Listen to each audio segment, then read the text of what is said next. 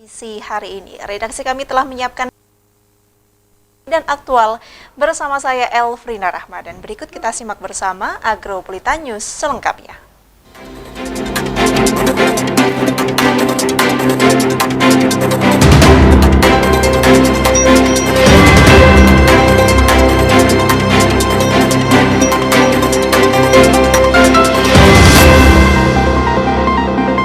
Pemirsa, mengawali Agropolita News hari ini, berikut kami rangkum berita seputar Malang Raya dalam News 60 Detik.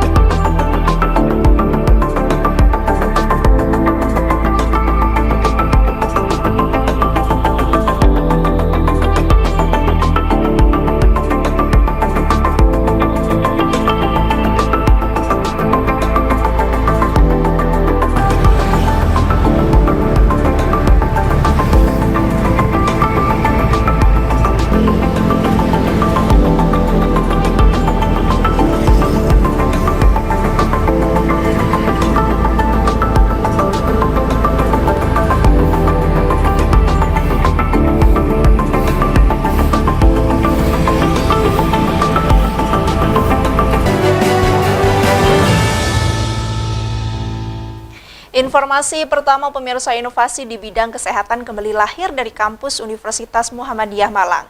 Tim dosen dan mahasiswa berhasil mengembangkan aplikasi berbasis Artificial Intelligence atau AI bernama iNemia, sebuah teknologi deteksi anemia mandiri tanpa metode tusuk jari.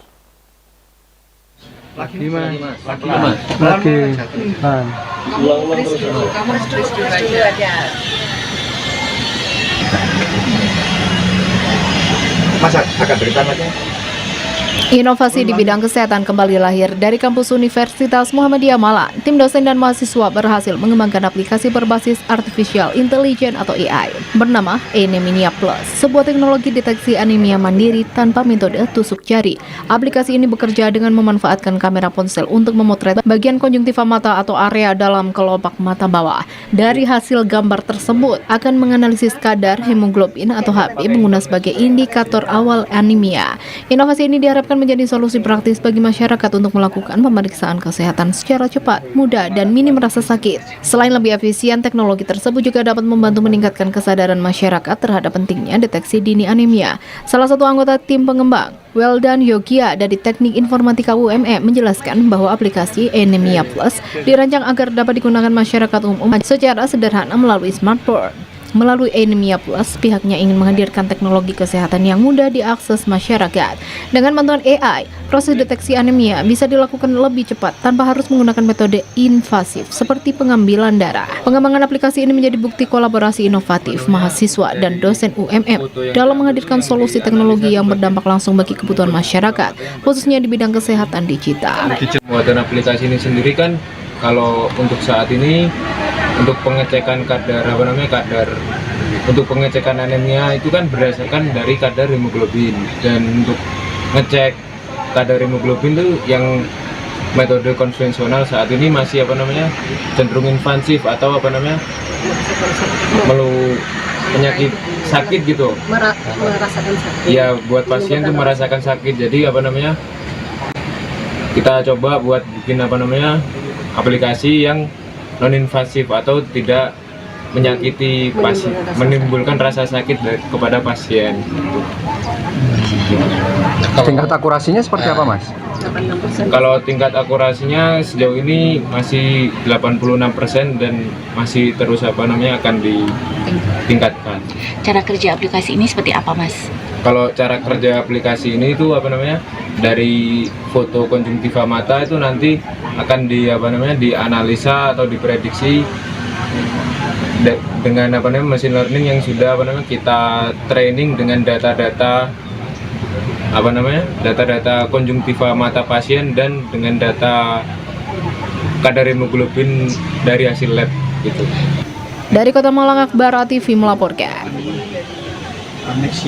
Kita beralih ke informasi lainnya, pemirsa. Memasuki pergantian musim, perubahan Cuaca mulai terjadi. Kondisi ini patut diwaspadai warga dan pengguna jalan karena masih banyaknya pohon pelindung tepi jalan berukuran besar dan rindang sehingga rawan terjadi patah dahan untuk pohon yang sudah dalam kondisi kering. Memasuki pergantian musim, perubahan cuaca mulai terjadi. Kondisi ini patut diwaspadai warga dan pengguna jalan karena masih banyak pohon pelindung tepi jalan berukuran besar dan rindang sehingga rawan terjadi patah dahan untuk pohon yang sudah dalam kondisi kering. Beginilah pemandangan di beberapa ruas jalan padat aktivitas di Kota Batu. Memasuki pergantian musim, perubahan cuaca mulai terjadi dalam beberapa hari terakhir.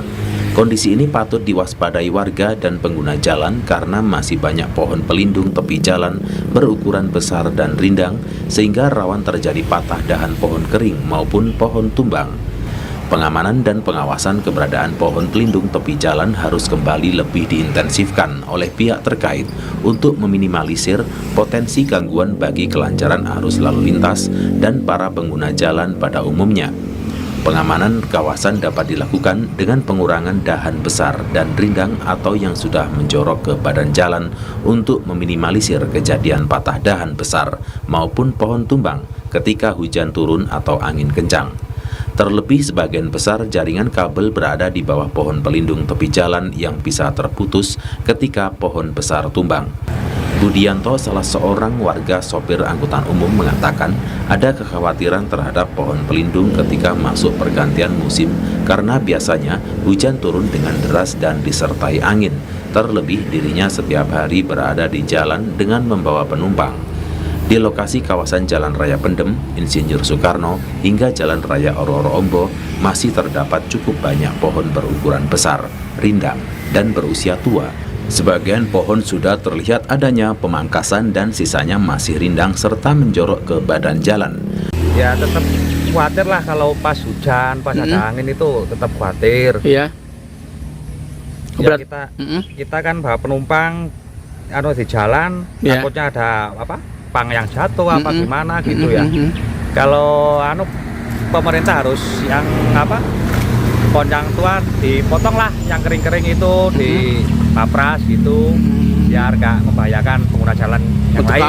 Dari Kota Batu, Furqon ATV melaporkan. Pemirsa, usai jeda berikut kami akan segera kembali untuk Anda. Tetaplah bersama kami di Agropolita News.